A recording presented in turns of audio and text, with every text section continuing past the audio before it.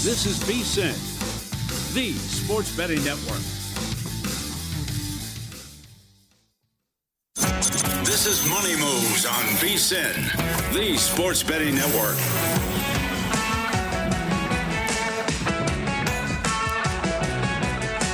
Third and 8 coming up for Oregon, up 16-0, and they're on the Texas Tech side, and they're going to just run it off the left side. Fourth down, about 3 or 4 yards, coming up from the Texas Tech, call it 18-yard line.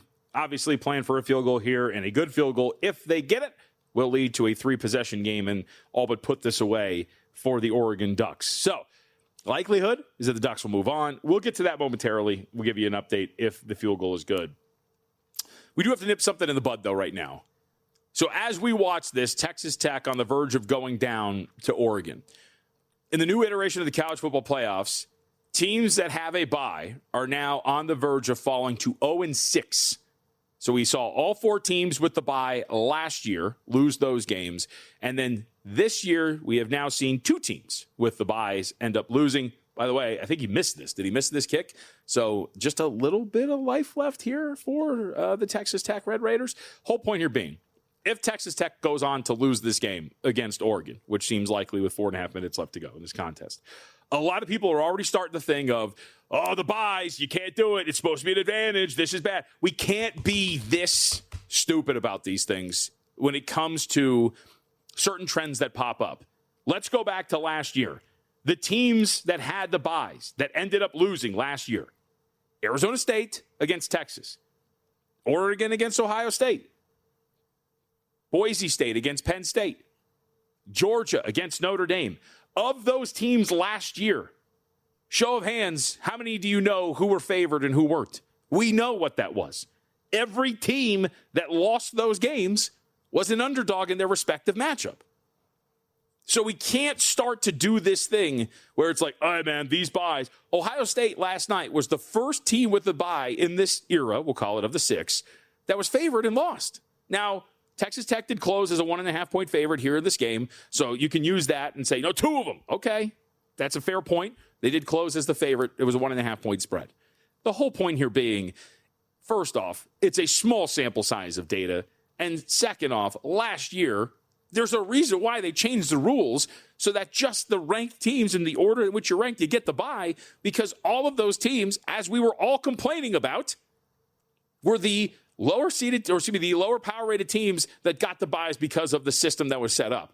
So to say that this is a result of the byes, when the reality might just be that last year, the worst teams from a power rating standpoint all got the byes, and maybe that's just exactly what happened. We'll see if that's the case, but I find it very hard to believe that the first 6 games that we've seen here are a symptom of teams just not playing, as opposed to maybe last year was the aberration, and this year we're finally starting to see, okay, a couple of favorites go down. Again, one of them was a pure coin flip, and the other was actually a true upset. So I don't think we should do this, but we're going to, and I'm willing to bet that if Alabama beats Indiana, that'll probably be the case, and it's the same thing as we move forward, but I don't think it's the strongest argument to use last year as part of your case as to why the byes aren't good ideas, because last year they changed the rules for a reason. So with that, we'll see what happens a little bit later today, and we'll see if Alabama can get this thing done. We are approaching kickoff just over an hour away for that game between Alabama and Indiana. If you're just joining us, the total here is going to be the story. 7 right now, but the total down to 46.5. So let's talk about this game really quickly and what we're going to expect, because I think there's a lot that we can dive into with a game like this. But the real question is going to be Alabama's offensive approach against Indiana. Alabama's running game has been non-existent for a very long time now, and how that affects them here, I think, is going to be a very big question against the Hoosiers. The numbers for you, 101st in expected points added per rush. They're 131st in rushing success rate. Season numbers in terms of just basic metrics, 97.9 rushing yards per game. That's 125th best in the country. They average the Crimson Tide just 3.2 yards per attempt. Daniel Hill against Oklahoma did not run the ball well. Neither did Jam Miller. So you wonder, against an Indiana team that ranks 19th in rush success rate, or 21st, in rush success rate on defense, 19th in EPA per rush by opponents, and has given up just 3.1 yards per attempt on the ground, how that affects them here against Indiana. you kind of make the case pretty easy why you get to this point when you're talking about the Hoosiers being favored. Also, we know that Daly, along the defensive line, the team leader in tackles for loss and a very good run defender. By PFF standards, the third highest graded run defender for Indiana. His absence is going to be impactful to an extent, but how much does his absence actually raise the floor of one of the worst rushing attacks that you're going to see in the playoff field? I don't think it's going to be really that impactful. I think the other side of this is the performance of Fernando Mendoza against Alabama. And I think this is somewhat unfair for Fernando Mendoza because a lot of what's being held against him is his touchdown to interception ratio against some of the better teams in college football. You look at some of the bigger contests that he has played in. Against Iowa, for example, in week 5 on the road, 233 yards, but only 56% completion through 2 touchdowns to 1 interception. On the road against Oregon, while they did beat the Ducks in that matchup, Mendoza, 6.9 yards per attempt, 1 touchdown and 1 interception. You look at the game against Penn State, 1 touchdown, 1 interception, just 7 yards per attempt as well, committed 2 total turnover-worthy plays in that one. And then the last game, the Big Ten championship game, you can initially look and just say 1 touchdown, 1 interception in that matchup. I think that is somewhat misleading when you're evaluating how Mendoza has played against some of the better competition, but specifically the Big Ten championship game. Mendoza was great in that game. PFF gave him a passing grade of over 90. He actually didn't get charged with the turnover-worthy play and the interception that he threw. Had 3 incredible throws, and of course, to seal the game up, that was a big part of it as well. I don't think it's entirely fair to sit there and say the touchdown to interception ratio is much closer when you're playing tougher competition than it is when you're playing the others. I think that's generally going to be expected. And I don't think that you're going to need Fernando Mendoza to sling the ball around the yard if you're going to be able to make Alabama a little bit more one-dimensional. And I mean, I shouldn't even say a little bit more. Make them one-dimensional as they all have been this entire time and allow your pass rush to get after Ty Simpson, to get after this offense. I think that Indiana can get it done. I'm not entirely sure. I think 6, 7.5 is where I'm running the bet. I think if this gets under that 7 mark, which I don't think we're going to get to, that would be the play for the Hoosiers. But right now, it's hard to swallow 7.5, given at the very least the injury to Daly and the fact that I do have some questions as to whether or not Indiana should be power rated as high. Remember, they're coming off of a big win over Ohio State. We talk about this all the time with our market power ratings when we discuss the NFL. This is like the peak of the market for Indiana right now, coming off of that win over Ohio State. Yes, it was weeks ago. Still doesn't matter. We're talking about their power rating being at the top of the market right now. Do you want to run out and lay that on a neutral against Alabama? I would say at 7.5, that is not the case. Baron Morton gets driven into the dirt, and Texas Tech is pretty much going to go home here on a big down, 4th down at that. Oregon is going to pretty much put this thing to bed as the Ducks are up 16-0 and taking the ball back. 4th sack of the day for the Ducks. 3 minutes and 10 seconds left to go. They're up 16-0, and this drive will be deep inside of Texas Tech territory, starting at the 31-yard line. Would assume here Texas Tech has 3 timeouts. They're going to hand the ball off 3 times, make them burn it, kick a field goal to take a 19-0 lead over Texas Tech. So, with all that being said, I did bet this game over 40, or excuse me, in the first half. Bet this thing over 23.5 in the first half between Alabama and Indiana. Kind of get those scripted drives in there. I think of these 2 programs and these coaching staffs, you're going to get some good scripted drives to get this thing started, get the scoring going early. Kalen DeBoer is still a really good offensive coach. He's going to have these guys ready to go. I think you're going to get some high success when you're talking about the opening drives for these 2 teams.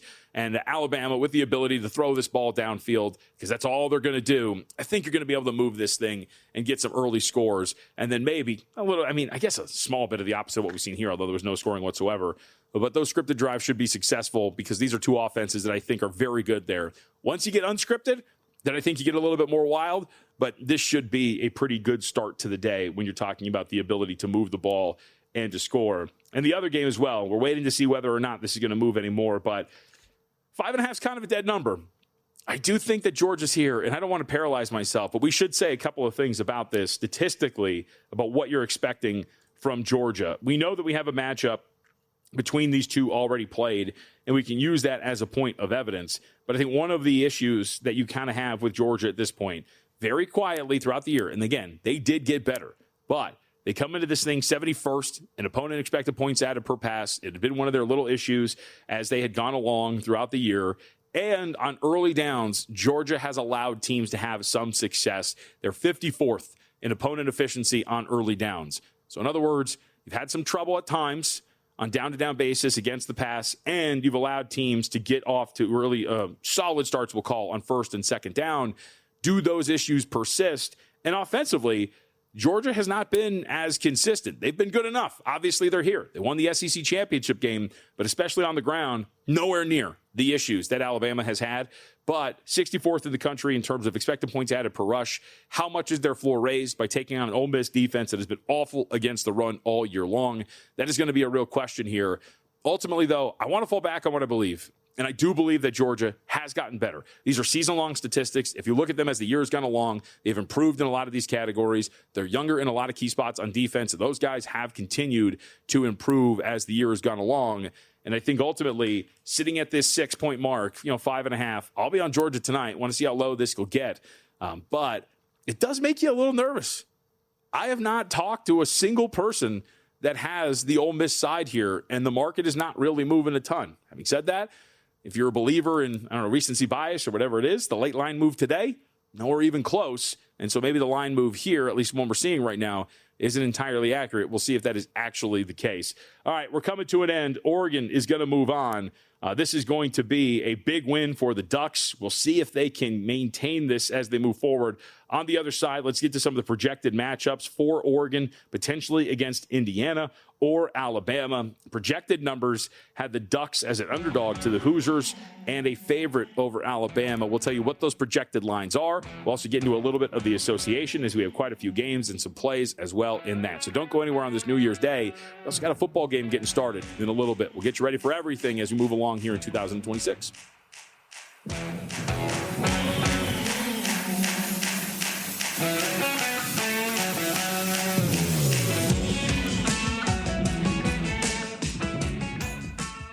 So you're listening to this podcast because you want an edge. But what if I told you you're only halfway there? You've got the mindset. Now it's time to get the toolkit to match. Here's the thing. Pro bettors spend thousands on data and tools. But what they don't want you to know is that you can get the same edge for a fraction of the cost with VSiN Pro.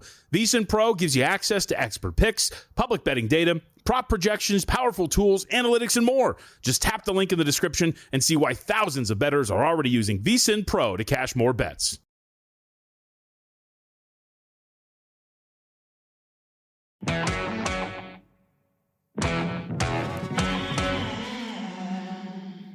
You're watching Money Moves here on VSiN, the Sports Betting Network.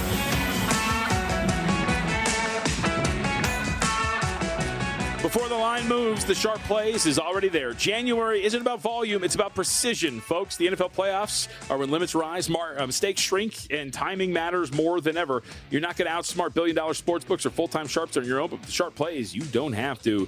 Get free daily reports, real-time alerts, market-moving insights delivered straight to your inbox or X-Feed. Since 2011, the sharp plays have backed it all up with documented results, public logs, and transparent receipts. SharpPlays.com, trusted by pros, monitored by the books. Stay ahead of the line this postseason. Visit SharpPlays.com.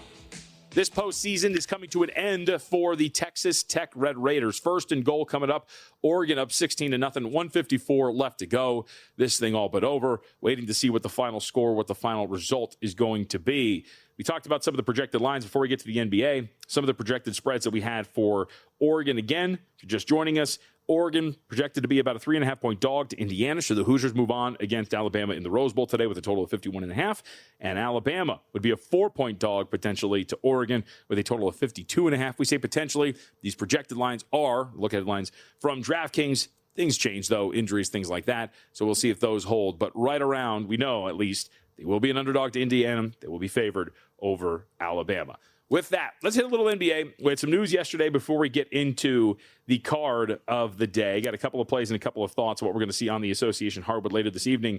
Last night, though, somewhat big news, and this is going to be pretty interesting as we move forward. Victor Wembanyama yesterday has a couple of issues, specifically the Spurs losing, but really it is whether or not he is going to be healthy as we move forward. Limps off the court in the fourth quarter of their 134-132 win over the New York Knicks. It was his left knee.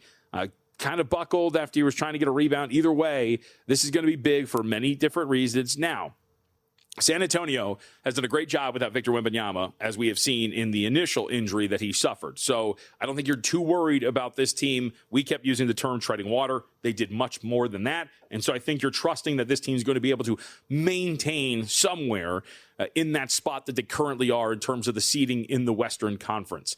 The question now becomes, this is another bit in terms of the awards. Victor Wembanyama, for now, has been removed from Defensive Player of the Year when you're talking about the market over at DraftKings and some other spots. Chet Holmgren is now your favorite at -200. Bam Adebayo at +650. Amen Thompson at 9-1. And then Rudy Gobert at 15-1. So the ramifications of this, I would just throw out there. We talked about this a long time ago when Victor Wembanyama first got hurt. And at that time, when you looked at the numbers for the Minnesota Timberwolves in terms of Rudy Gobert on the floor, Rudy Gobert off the floor, shockingly enough, Rudy Gobert, when he was on the floor, the Timberwolves were a way more effective defensive team than when he was off the floor. Since then, this has only gotten worse for the Minnesota Timberwolves in terms of the non-Rudy Gobert minutes. So as it stands right now, Rudy Gobert on the floor for Minnesota. They've outscored opponents by 7.2 points per 100 possessions. They give up just 108.4 points per 100 possessions. This is according to Cleaning the Glass. That defensive rating good enough for the 91st percentile in the NBA. If you take Rudy Gobert off the floor, they go down to the 6th percentile in the association. They give up 123.6 points per 100 possessions. They are outscored by a half point every 100 possessions. The whole point here being is that the numbers dictate that Isaiah Hartenstein, for the Oklahoma City Thunder, has a greater impact defensively than what Chet Holmgren does for the Oklahoma City Thunder. He should not be, at this point, a -200 favorite to win Defensive Player of the Year. You can make cases for guys like Bam Adebayo. You can make case for Amen Thompson. But there is no player on this list that is a more stark contrast in terms of what his team does defensively when he is on the floor versus when he is off the floor than Rudy Gobert. So if we're going to expect that Victor Wembanyama is not going to be able to make this minimum of 65 games played because he has another stint of games coming up that he's going to miss, or he's going to be forced to sit because he suffered a couple of injuries now, and the Spurs want to be careful with him because they have a postseason berth right in front of them. Rudy Gobert at 15-1, I would say, is still worth adding at this point. He's only going to see his odds, his probability of winning this award rise. Outside of getting injured, he's only going to be a more compelling candidate because these numbers are not getting better. So we don't have to do this stupid song and dance about people trying to pretend that Rudy Gobert isn't a good defender. There's not a single shred of evidence to the case that he is not. And so it is worth right now potentially adding this as we move forward. Draymond Green, I'm sorry, he's not getting it. We don't need to see the late push here. The Warriors right now are a middling group who are trying to figure out what is going on with their team. Draymond Green is out there on the fringes of some conversations in terms of how are you going to go get Anthony Davis? Who would you have to include? He would have to be part of that conversation. Jimmy Butler might be as well. But either way, this is not, I think, a guy that has not only the statistical profile to get this thing done. Folks, I don't think he's liked. And that, sadly, is part of a voting process. I don't think they're going to give this to him. He's a man-child who constantly puts himself in position, just like he saw a week and a half ago when he left the game. He quit because he was so upset about something. I don't think that type of a person is going to get enough support from voters for an award like this or for any award at this point right now. So with that in mind, I do think as we're looking at this, we're looking at Rudy Gobert, and I don't think we're looking much further. Amen Thompson, by the way, this is not a Amen Thompson can't win it either. It's just that perimeter players tend to not win these awards for Defensive Player of the Year in the NBA, and we hear voters all the time. They want to give it to big guys. They want to give it to front court players because they believe that it's more impactful. They get steals, or they don't get steals. They get blocks. They get rebounds. It's easier to track those sort of things. It's harder to evaluate perimeter players like an Amen Thompson in terms of how good is he defensively, and they instead revert back to form for some of these front court players. So with that, we got a couple of games that are on the card today. A couple of notes that I have for some of these contests. First off, let's go to Miami and Detroit. Speaking of Bam Adebayo, we saw this Detroit game open 4.5 with a total of 239.5. The total has been bet down a little bit down to 236.5, so about a 3-point move on the total. I was on with Zach Cohen on Harvard Handicappers a little bit earlier today. I did bet this under 237.5. Still think 236.5 is something worth looking at betting this under the total. Miami comes into this. They're in a pretty big slump at this point right now. If you go back to November 24th, they're 7-9 straight up, but more importantly, they're 5-11 against the spread. They have won and covered their last 3 games. Having said that, Miami has played the Hawks, the Pacers, and the Nuggets in the game that Nikola Jokic was injured. I don't know how much we are putting stock into those 3 victories for Miami. I think they're more of the team that, over the larger sample size since the end of November, has been a very poor offensive group that may or may not have been figured out. If you look at some of the numbers for them over this stretch that we're discussing for Miami, 114.5 offensive rating in the high 20s, and yet they're turning it over on the 8th fewest possessions, and an offensive rebounding rate of 30% is 11th best over this stretch. So they're just not hitting shots. They're getting second chance opportunities. They're not turning the ball over, and yet still they're one of the least efficient offenses over the last month in the league. That is a troubling sign on the road against the Detroit Pistons. Pistons themselves have been pretty good. 13-2 straight up at home, 8-6 against the spread. They've covered by 3.1 points per game at home. Having said that, you can make the argument that the Pistons, or at least the betting market, I should phrase it that way, the betting market has caught up with the Detroit Pistons. Just look at their last 14 games, for example. They're 10-4 straight up. It's a good record. However, they're 5-8-1 against the spread. They're barely covering by about a point per game. This is something that the market is kind of fine-tuned, what their power rating is of Detroit. So instead of laying a 4.5 at home, I think it's more plausible to go under the total here. And again, I think 236.5 still playable. Only got slightly higher, 237.5. I also wouldn't be surprised if that pops back up to 237.5. We see buyback all the time. Also want to point out Utah and LA. This is going to be a fascinating game, and we got some injury updates, and this is why it's worth pointing out here, as the Clippers are going for their 6th consecutive win and cover tonight. They are 14.5-point favorites. Total is 230.5. Injury news here is Keontae George and Lauri Markkanen, both unavailable for the Utah Jazz. Keontae George has an illness, was dealing with it the other day, and Lauri Markkanen has a knee contusion he's dealing with. He will not play tonight. A quick side note, I do wonder, because there's a lot of guys on NBA injury reports today that are ill on New Year's Day. You do wonder if maybe you got out a little bit and you were giving some guys some time off because you are really not feeling up to it on a New Year's Day, maybe after last night. But either way, that is why we're as high as we are. We'll have some more details on this a little bit later, too, because this LA team, essentially what they've done over these 5 games is just be scorching hot on their first shots. It's been incredible to watch them over this stretch. Highly efficient with their first shot offense. Effective field goal percentage of 59.7%. And yet they're only grabbing offensive rebounds at a 26% clip. That is not a very high number. And they're right around like 24th, 27th in terms of offensive field goal percentage, offensive rebounding rate. It's not a team that'll generate second chance opportunities. That first shot's generally gone down. And by the way, Kawhi has just been incredible over this winning streak. 37 points, 8.4 rebounds, 52% shooting from the floor, 46 from beyond the arc. He scored 30+ in 4 of the 5 games that they have played here over this winning streak. We're probably at the top. I wanted to take my shot against LA, but I wanted Keontae George and Lauri Markkanen out there, and they are not going to be available today. All right. We are all done. The quarterfinal is in the books. Oregon gets a win over Texas Tech 23-0 in the Orange Bowl. They will move on to take on the winner of Indiana, Alabama. And Dan Lanning, a year after getting absolutely embarrassed in the Rose Bowl by Ohio State, has 2 CFP victories under his belt this year and has moved on to the Final Four, just 1 win away from a national championship berth for the Oregon Ducks. Again, we'll give you those lines as we get a little bit closer. Hopefully we'll connect with Stormy Buonantony in the next 20 minutes, but on the other side, we're going to talk a little National Football League with our buddy Jeff Erickson from RotoWire. You're watching Money Moves here on VSiN, the sports betting network. The best time of year for bettors, and the all-new Boomers Sportsbook is bringing you the action: football, hockey, basketball, and more. Sign up, use the code VSiN250 with a Boomers mobile account, and they'll match your first deposit up to $250 in bonus bets. Plus, get -105 on all pro football spreads for the rest of the regular season here this weekend, so make sure you download the Boomer Sportsbook app today. Learn more at betwithboomer.com. Got to be 21. Terms and conditions apply. Please bet responsibly.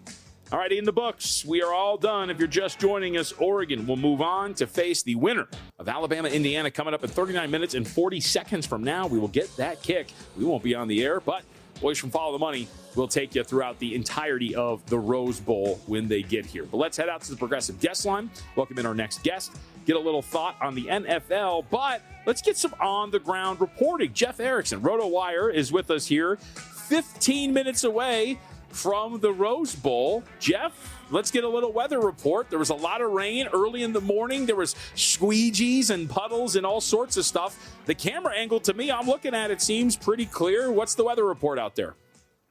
Yeah, it stopped raining right now. Looking out the window right here, no, I see no splashes. That's good. But it was a deluge this morning there. It was a monsoon. It was as bad as it gets. First time that the Rose Parade has had rain since 2006. They've had the tarp on the field all week. It's going to be a factor at some point. I mean, the conditions are going to be wet. There's no doubt about that. And it probably will rain some during the game as well. We'll see. I don't know who that augurs in favor of. I fear that it might be Bama. I like how the footage right there. That's great. That shows how hard it was coming down there. This morning we woke up and it was pouring. So yeah, it could be a big factor in this game.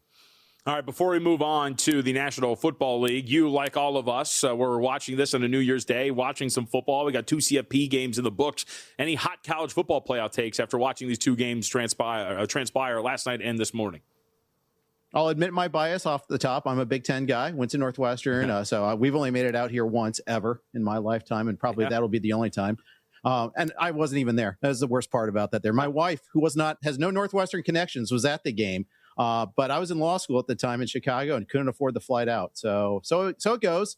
But anyways, I think that the Big Ten is as good as they played in non-CFP games. I've been a little underwhelmed with their performance, both by Ohio State and the offense by Oregon.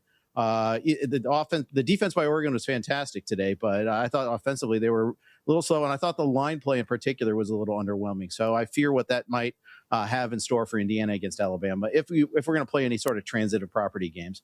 Sure. All right, let's talk a little bit about the National Football League. We have a lot that I know that you want to get out there, and there's a lot of – I was talking about this with a coworker of mine when I do local radio because Chris Mad Dog Russo was complaining on First Take about the schedule and that there's no good games on Sunday. I am intrigued by a lot of these, and one of these, of course, is going to be the New Orleans Saints as they continue to push this winning streak out to end the season. But we get some bad news today. Chris Olave is going to be out due to a blood clot. How does that affect what we're going to see from Tyler Shuck against the Atlanta Falcons? I think it's got to hurt him. I'm taking the under on the passing yards. It's at 229.5 right now. No Olave, no Devon Vele. They trade away Rashid Shaheed, obviously. I think if you're trying to find anybody that's going to get a lot of targets, you'd look to Juwan Johnson. I think he's a fantastic play as far as that goes. I'm in 2 leagues where we have a Week 18 component in fantasy also. And one of those I do have Johnson, so I'm actually happy about that. But this is one of those games where I think both teams will probably play their starters a little bit there. And I think Shuck will probably play the whole game. I think they want to get him his reps. I just think he doesn't. I think we finally hit that breaking point of quality of targets to throw to there. So I'm going to go under 229.5 in this one. If I desperately need a receiver, I know you mentioned Juwan Johnson at tight end. Is there anybody you would pick off the scrap heap here for New Orleans? Kevin Austin, I guess. And that's the thing. Like I said, I have 2 leagues. One of them is the RotoWire Steak Dinner League. We have a side bet in this league. Ooh. 8 of us get together for a steak dinner at Taylor's Steakhouse in L.A. Top 4 teams eat for free in total points. 5th pays for himself. 6th and 7th pay for one other. And the 8th is the dreaded double buyer. It includes hors d'oeuvres, drinks, desserts, just no doggy bags. None of this taking home stuff for the pregnant wife stuff. You have to eat at the table there. So we're scrambling for pickups this week, and it's all total points based. So we'll be aggressive as far as that goes. I might have to go pick up Austin. I mean, speaking of aggressiveness, you could make that league way more aggressive. I thought you were going to say last place pays for everybody because you talk about a high stakes, get it? NFL fantasy league. I mean, that's probably one of them if that's the case. Jeff Erickson with us. We're talking a little NFL as we head into Week 18. Let's stick with the player prop aspect. Then we get to some sides that you like here as well, totals too. Trevor Lawrence, big game for the Jacksonville Jaguars as they, of course, still have the 1 seed in front of them. What's our expectation for Trevor Lawrence this weekend? I'm going to be aggressive with him. I think it's a really good setup against the Titans. Titans have given up the 3rd most passing yards in the last 4 weeks. And I think that the Jaguars have all the incentive in the world to try to get that number 1 seed, especially if Denver Denver's going to win. We kind of know that. But especially with the Chargers benching all their stars, but why not go out on a good note here? I like the over 241.5 passing yards in this one. I think they keep on going in that direction there. He's one of the better plays for this week in a week where we don't have too many good plays. In fact, finding player props this week so far has been very difficult. Just looking at, there's probably like 15 quarterback passing props right now. Usually you have about 25 of them or so up there. I haven't looked today, but the other day, to your point, I was looking for some Colts player props just to see how they were going to price guys like Tyler Warren and others, considering Riley Leonard's going to play. And you had some Riley Leonard passing yards, but you didn't really have much else. So setting these numbers, and I would assume then, like to your point, if you're really dialed into this, you could probably find some pretty good advantages, could you not? Because I would assume the market, when we talk about player props, this has to be one of the least accurate weeks outside of maybe week one, where you don't know what the roles of some of these guys are going to be. Yeah, absolutely. And in some cases, the teams aren't telling us, like the Bills, but Josh Allen hasn't been at practice yet. Pretty good indicator that he probably won't play, but they haven't declared that yet. And what does that mean for James Cook? What does that mean for anybody else? And maybe you have to kind of try to dig around, find some contract incentives, maybe as one of the ways to go about doing that. But I also think probably the leagues are reticent to offer too many lines either, because they might ultimately do so, and hopefully you can jump on that, but I'm sure they're going to have some limits out there. It's going to be a little bit trickier to go ahead and find those. Before we get to some of your other plays that we have, and Jeff Erickson is with us here on the Progressive Guest Line, at Jeff_Erickson up on X. Are you among the Tanner McKee truthers? I would proudly say that I am, and he's getting the start for the Philadelphia Eagles. Would he be an option if you needed a quarterback this week for whatever reason? Yeah, absolutely. Going against the Giants, why not? I'm Tanner McKee curious. Let's put it that way. I definitely, he and Malik Willis are like the two most intriguing names that aren't starters right now that could be starters somewhere else next year. And I would like to see that. Although in the case of McKee, he's signed next year, through next year. Whereas, Willis is a free agent. He's going to get and I've heard this comp made by other people first, so I'm not going to claim credit for it, but he's going to get the Justin Fields contract, at least, I think. Willis will. Whereas the Eagles, I mean, they can probably net a pretty decent draft pick out of this if they want, but maybe they don't want to. I mean, we've seen, how many quarterbacks have we seen get hurt and teams being left holding the bag while their starting quarterback is hurt? They know they have a decent one in McKee. Yep. Or, I mean, how often do we see teams decide, you know what? The quarterback we have, we're kind of done. I think we've reached our ceiling here. Let's see if we need something else. And they might have one cooking on the bench there in McKee. All right, let's hit some of the other sides you like. Let's go to Detroit and Chicago. You got a couple of angles here. Let's start with the side first. Bears right now, 3-point favorite, total of 50.5. They're looking for revenge. Lions embarrassed them out in Detroit earlier in the season. Do they get it? I think they do. I do a little exercise. I know Gil does it as well. Alexander does it as well. Set my own lines before I look at the lines. And I set it at 4.5. And then we see that Penei Sewell didn't practice yesterday. You look at some of the other issues there on that offensive line. You look at their secondary injuries.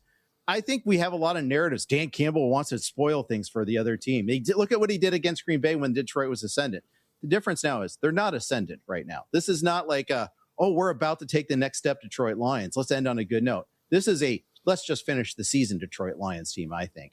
I know there's some pride there, no pun intended with the Lions, but at the same time, maybe a little bit of a pun. But at the same time, I do think that they just can't do the same things that they've done before. This offensive line is not the same. They never were able to recover from Frank Ragnow missing the season. They even tried to bring him back, and that failed badly for him with the torn hamstring.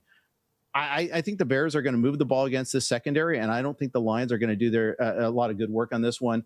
Sidewise, I like Jared Goff struggling a little bit to throw at least one interception. You can get the over half an interception over at Hard Rock. We have a tool at RotoWire that kind of scrapes all the player props. That's the only place I could find it. So it's just keep an eye on that. And I like Colston Loveland getting a touchdown. Lions have really struggled against tight ends lately. Loveland's been a big part of this offense. Even Luther Burden's a little bit banged up right now. So Loveland's going to be a guy that gets a decent number of targets in this game. Like it. Really quick, last 30 seconds. Seattle, what do you expect from them in this game on Saturday? Slow start.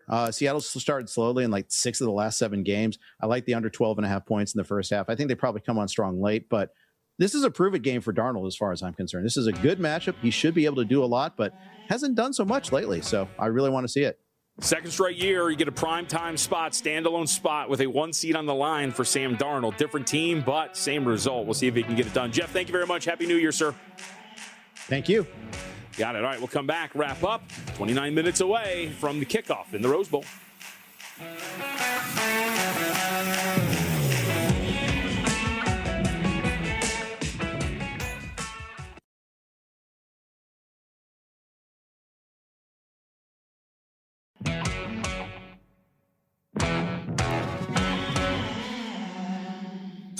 You're watching Money Moves here on VSiN, the Sports Betting Network.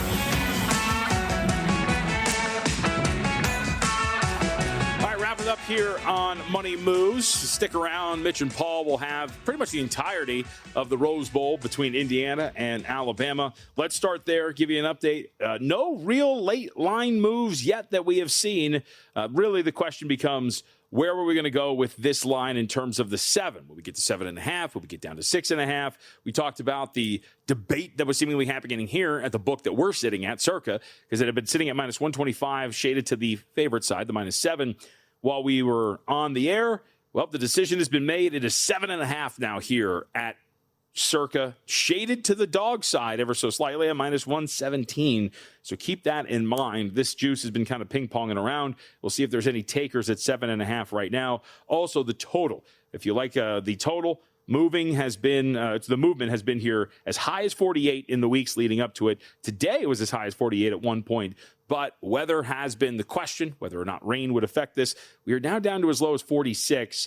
I will, again, as we talk about all the time, with weather and the way it impacts these games or doesn't impact these games, precipitation, not that big of a deal, especially if it's not really heavy precipitation and the wind is calm. There's not a lot of wind out there. We just talked to Jeff Erickson over at RotoWire. He is in Pasadena. He's talking about the weather with us, and he told us that it had stopped raining, and it looks a lot clearer on the footage that we're watching right now. So I would not expect that weather is going to be the reason why this game goes under. We will see if that's the case. And then our game tonight between Georgia and Ole Miss, the question is becoming with this one, where did we ultimately go? Superbook out here in Las Vegas has been sitting at 5.5 for a while now, and no real change on the number at all while we've been on the air. South Point has also moved to 6 in the last couple of minutes at minus 110. Interesting note, too, about the 5.5 that's available out there at the Superbook is they're dealing minus 105 on this game. So no rush to go out there and still get a cheap number with Georgia. Circa as well, sitting out here at minus 6. Plenty of time before that kicks off, and we got about 30 minutes. So if we'll keep the screen up. We'll see if there's any late moves as we get closer to kickoff between Alabama and Indiana. Let's hit some NFL news. We hit this with Jeff, but worth mentioning is we've been kind of caught up in Oregon's 23-0 win over the Texas Tech Red Raiders. Big news today coming out of the National Football League. Chris Olave is out for the finale for the New Orleans Saints. He developed a blood clot in one of his lungs. He's going to miss the game against the Atlanta Falcons. He was listed on the injury report Wednesday because of an illness. Turns out that illness was the blood clot, and he had to get it removed. So Olave will not play here for the New Orleans Saints. This is interesting for many different reasons. Obviously, Tyler Shuck, and this is well eloquated by Jeff with us a little bit earlier, in the fact that there's not that many pass catchers left now for the New Orleans Saints. This is a beat-up and thin wide receiver room with Olave's absence. We know Rashid Shaheed now resides. He will play on Saturday night for the Seattle Seahawks. Current number right now for New Orleans, they are a 3.5-point dog, total of 44. I tried last week, 2.5 with the Tennessee Titans. Number close pick, got the right number, and ultimately couldn't get there as the Titans blew it. Thought that maybe you were near the top of the market. And the other reason why this does matter is obviously there's a lot of folks who think that Tyler Shuck can win Offensive Rookie of the Year. And so without his top pass catcher to help him out, to maybe distance himself from Teteroa McMillan, who's going to have all eyes on him potentially in the NFC South decision on Saturday. I laugh because I don't know if all eyes will be on the battle for the NFC South over the weekend. I'll be watching. But either way, it is a relatively tight race for Offensive Rookie of the Year. Teteroa McMillan still holding strong as a $1.40 favored. Shuck right behind him at plus 140.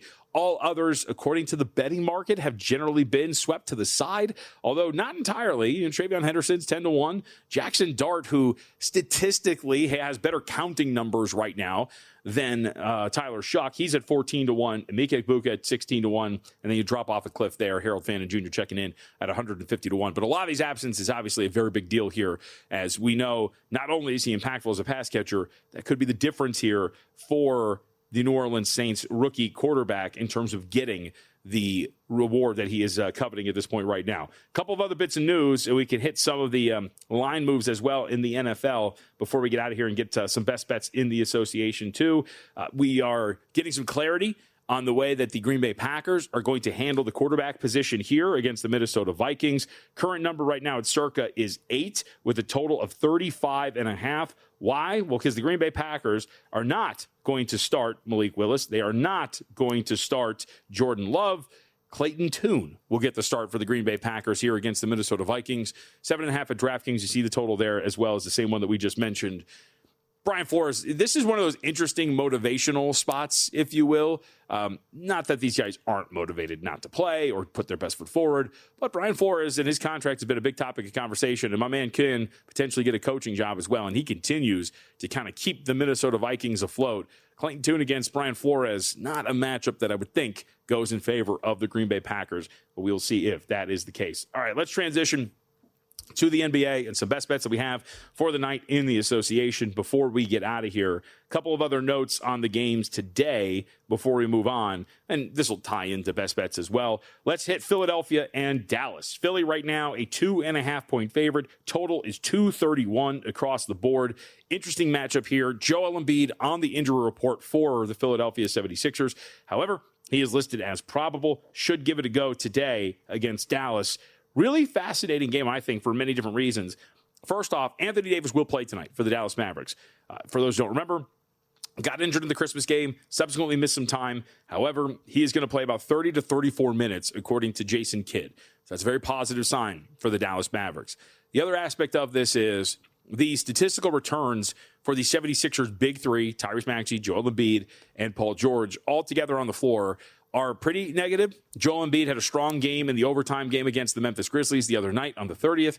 Having said that, if you look at the offensive rating for Philadelphia, what they're doing with those three on the floor, they're below the 50th percentile in offensive efficiency. It's been somewhat disjointed, and they almost play two different styles of basketball. When Joel Embiid leaves the floor, they open it up more. Tyrese Maxey and these young, quick guards are a little bit more in control. They play a little bit more in transition. When you see Joel Embiid out there, it's a little bit more methodical, obviously. He's not flying up and down the floor. You're screening, you're rescreening, you're handing balls off, you're dribbling into these contested mid-range jumpers. It's almost like two different teams are playing in any single given game for the 76ers. Now, on the other side of the Dallas Mavericks, with Anthony Davis now back out there, this is going to be a test for Embiid defensively. Those are two more athletic bigs that are going to force him to guard along the perimeter. Anthony Davis can play out there. We know the Cooper Flag can play out there. And so he's going to have to cover a lot more ground in a matchup like this against Dallas than he would in some of the other contests that he's been playing in. And I think it's a matchup that works in Dallas' favor. Their guards, including Nembhard, have played relatively well. And I think that they can be pretty live here at home. I also think the market is pricing Philly a little bit higher than they should be when all three of their guys are playing. As we mentioned, the returns for them when all three are on the floor have not been tremendous, and yet they're still getting priced a little bit higher despite some of the returns not being there. So I'll take a shot with the Dallas Mavericks tonight, catching 2.5 at home against the Philadelphia 76ers. Other games today that are worth noting here, we talked a little bit about this, but just to reiterate, as we're kind of going through best bets as well to wrap up the show, Pistons and Heat did bet this under 237.5. We're down to 236.5. It opened 239.5. And we are heading down. I'll see. There's usually some buybacks, so you're probably going to be able to get something back here if you still like this under. Miami, though, they have not been playing well. Yes, they have 3 straight wins and covers heading into this, but Atlanta and Indiana and Denver in a game in which they lost Jokic, not particularly, I think, impressive victories.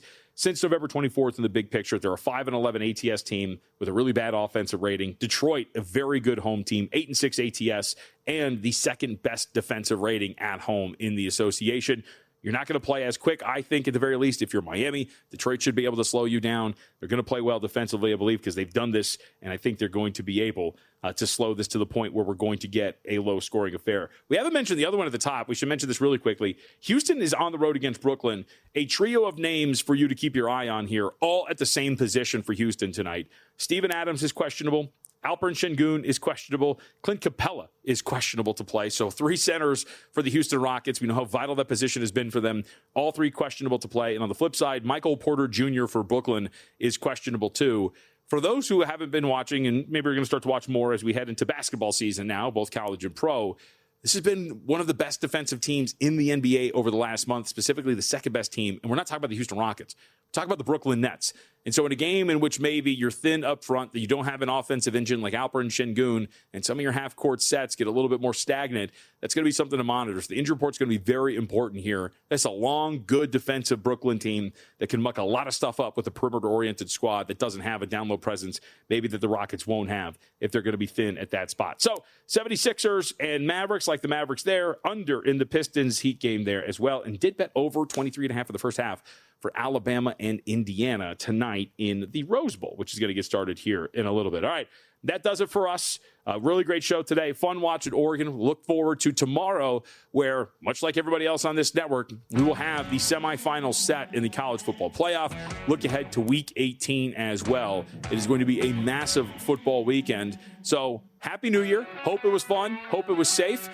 Follow the Money's coming up next, and we'll see you tomorrow here on Money Moves. Stormy should be back. She'll be from the East Coast, though. It'll be a lot of fun as we get back together and look ahead to what's going to be a great college football semifinal.